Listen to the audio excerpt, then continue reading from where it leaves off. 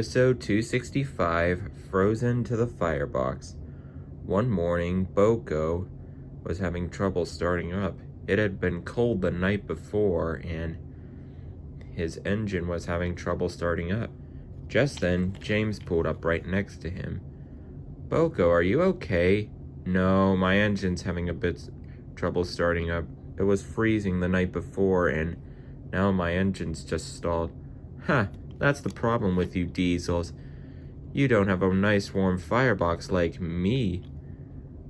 You're lazy and you can't do hard work like us because of that frozen engine of yours." "Oh, come on, James, I can't help it." "Ha," said James. "Well, anyway, I'm off to collect a train bound for Brendam Docks. See ya." And James puffed away. "I sure hope James learns his lesson," said Boco. "I really, really do." Soon enough, James collected his vans of fruit that were going to the mainland, and he set off.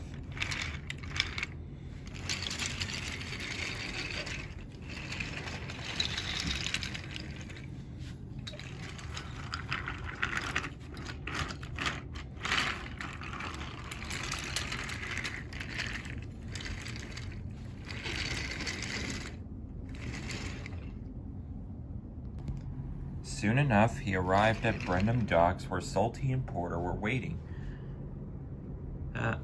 James, I see you brought the fruit. Now they can be unloaded so they can be shipped for the mainland." "Indeed," said James. "Say, where's Arthur? He's out taking a fish train to a nearby town, so he won't be back for a while." "Oh," said James. "Well, anyway, I'll get out of the way." And with that, James moved out of the way so the workmen could unload the fish vans, and so that an engine could take the vans back to Knapford. Soon enough, all the vans were unloaded with fruit and were ready to be shipped to the mainland. Rebecca soon came to take the empty vans away, and she soon set off.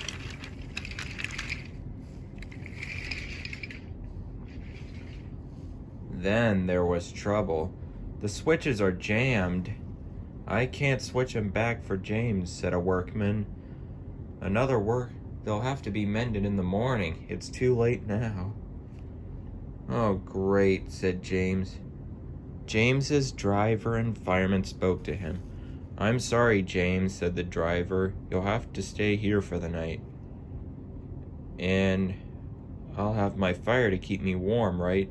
"Sorry, I just put that out." "Why?" "Because it's dangerous. Now we're going home for tea. See you in the morning, James."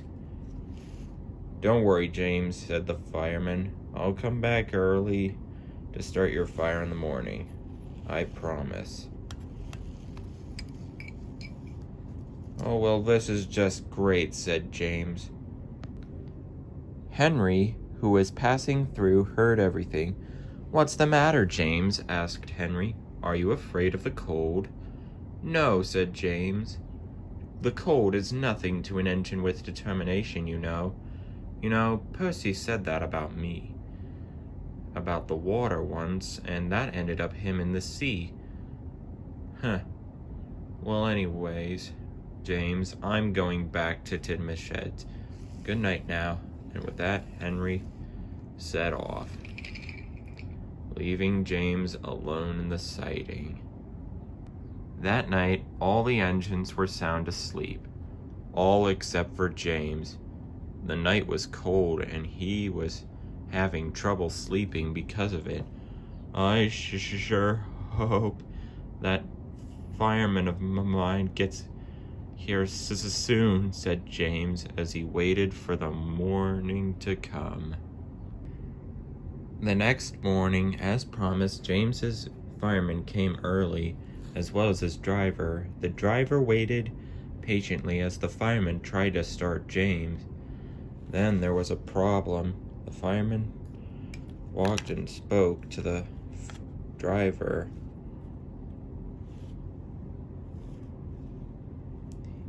"Oh dear," said the driver.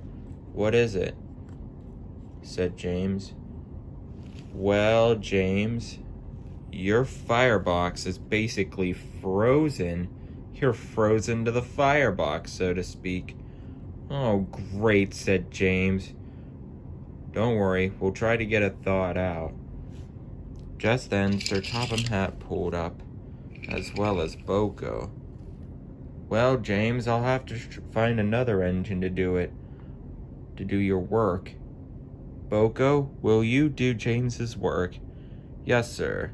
That's a good engine," said Sir Topham Hatt. "Well, James, I hope you've learned your lesson about teasing me when my engine's frozen up." "Yes, Boco, I have. I'm sorry for teasing you. Now can you please do my work while my crew get my firebox unthawed?" "Sure." And with that, Boco and Sir Topham Hatt, on board Winston, headed back for Knapford, leaving James alone with his crew to get his firebox thawed out, with a lot to think about in the future.